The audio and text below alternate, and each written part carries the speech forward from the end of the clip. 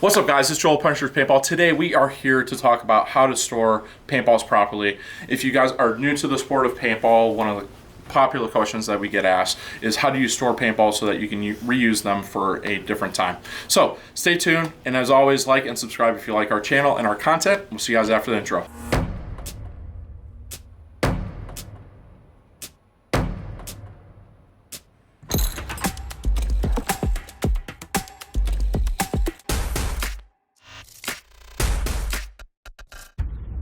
Alright guys, so we are here at our store in Ohio, and we are here talking about storing paintballs. So if you are a new beginner paintball, one of the questions that we do get asked frequently is how do you store paintballs if, you know, say you've got 500 paintballs left over from your day of play and you're looking to do something, you know, maybe next week or whatever the case may be, and you want to store those paintballs for a future event. So with that said, we've got a couple different cases of paint here. As you guys can see, we've got a full open box of paintballs, which is not how it comes. When you purchase 2,000 rounds of paintballs, you are going to get 4 bags of 500, as you guys can see there. And there are different ways to keep everything so that the next time that you use it, hopefully it's as good as new. So first and foremost, let's talk about temperature. Temperature is very important. You want to keep it in room temperature. Room temperature is going to be somewhere between 68 to 72, 65 to 75 degrees. Keep in mind that the shell of a paintball is gelatin, so the hotter that it gets, the more it's going to swell. It is prone to humidity and temperature changes because it's basically just a gelatin shell with a different style of fill inside. So with that said, guys, if you are in a cold environment, it's going to get more brittle. It's a common myth that paintballs freeze. They do not, unless you dip.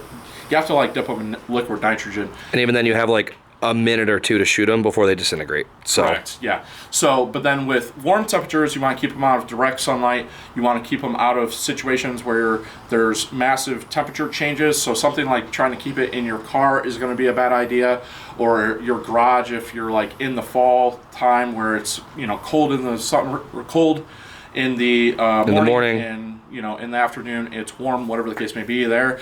That is a bad idea for storing paintballs. And especially if it's super humid too, then it's going to be subject to that. The balls are going to swell and all that. Correct. And if you're like, you know, in the southern U.S. or somewhere else where it's really hot, it's going to be a bad idea to keep them outside as well, because you're going to get bad humidity, or it's just going to be really hot, which is going to cause your paintballs to swell, and that's a bad idea. So the proper way to store paintballs is, first and foremost, if they're in the bags like this, that's the perfect way to store them. Leave it alone. Don't open it if you don't have to. Correct. Your next option is to put them in gallon Ziploc baggies, guys. So gallon Ziploc baggies, you just zip it shut. That's going to be a good idea. You're going to want to try and press the air out of that, and that's going to do a really good job of keeping those paintballs stored. What you're not going to want to do is stuff like this. A box of Lucy's. A box of Lucy's, as Doug likes to say. You don't want to do that. One, because it's open to the environment, but then number two, if you've got that much amount of paint all the way from the top of the wall, the bottom portion of that, good chance that those paintballs are going to be dimpled. So you don't want to take something like a ball hauler here, fill it all the way to the top, and then keep that ball hauler for a few weeks open to the environment, because chances are the paint at the bottom is going to be dimpled and you're going to be shooting all over the place and not having a good time. Secondly, if you have paintball pods that are full, at the end of the day, you're going to want to burp your paintballs. So you're going to take your paintball pod and you're just going to pour a few out like this. That keeps the gelatin shell away from compression, so it's not going to dimple as much. And that's going to allow you the opportunity to keep it in an environment where it's not open to room air. Pods aren't as bad, yeah, because they do click, they seal shut, so it's not a bad idea. Correct, guys. And so yeah, that's, I mean, pretty much it when it comes to this stuff, guys.